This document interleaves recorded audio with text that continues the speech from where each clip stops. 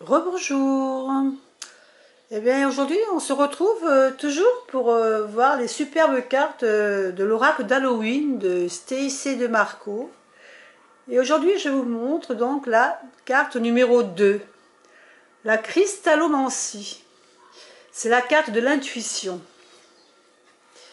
Adoucissez votre façon de regarder, la transe commence. Tous les mondes se sont entrebâillés, débute la danse. La cristallomancie, technique de divination, consiste à scruter l'apparition d'images inconscientes ou émanant de divinités, voire de façon surnaturelle, au-dessus ou au cœur d'une surface. À cette fin, on a recours à une boule de cristal, à un miroir noir, à de l'eau ou encore à une surface gelée.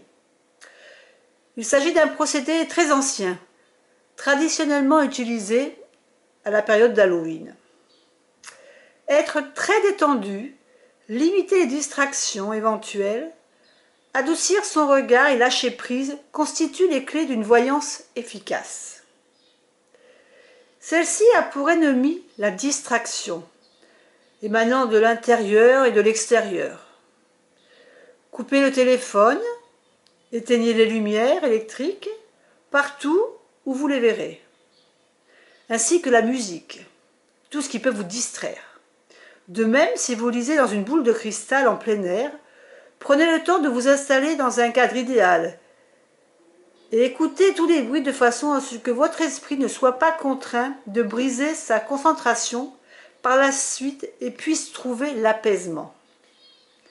Si vous méditez régulièrement, il se peut que vous désiriez recourir à ces techniques, sinon il vous suffit de fermer les yeux et de vous concentrer sur votre respiration pour la ralentir.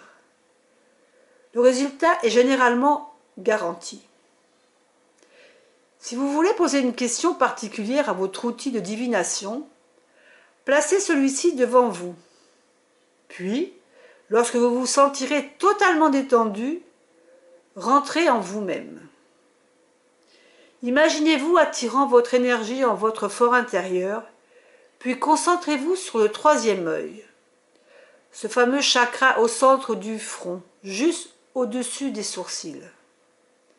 Et représentez-vous en train de l'ouvrir. Ensuite, laissez errer en douceur votre regard sur la surface utilisée à des fins divinatoires.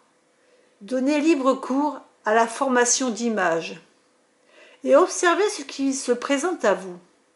Ne faites pas appel à votre rationalité, car il ne s'agit pas ici de réfléchir, mais de recevoir. Si vous tirez la carte de la cristallomancie, je vous suggère de commencer par découvrir cette technique. Vous aurez peut-être à cœur de ne pas compter uniquement sur les fonctions logiques de votre esprit pour répondre à toutes les questions, mais de renforcer également votre intuition. La véritable sagesse s'appuie sur un équilibre entre logique, imagination et intuition. Voilà, je vous ai lu les conseils de la cristallomancie. Vous pouvez regarder que cette carte est superbe, très jolie. Et puis je vous dis à la semaine prochaine pour une autre découverte de la carte d'Halloween. Au revoir.